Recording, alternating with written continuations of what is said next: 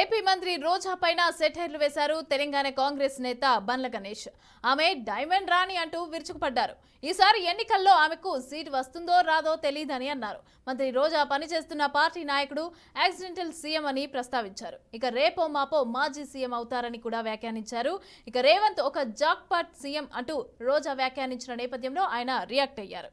Revanth Reddy dynamic leader అని చేపల పులుసు వండి పెడితే ఇక్కడ పదవులు రావని అన్నారు.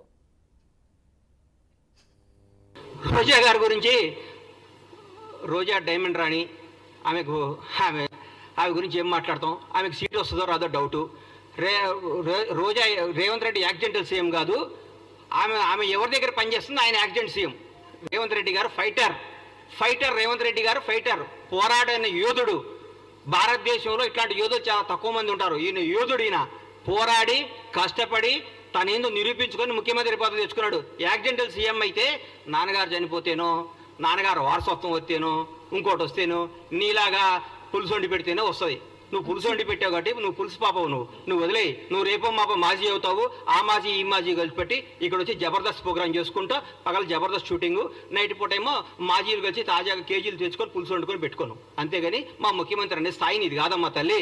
నువ్వు స్థాయి కాదు. నువ్వు ఐటెం రానివి. నువ్వు ఐటెంలానే ఉండు.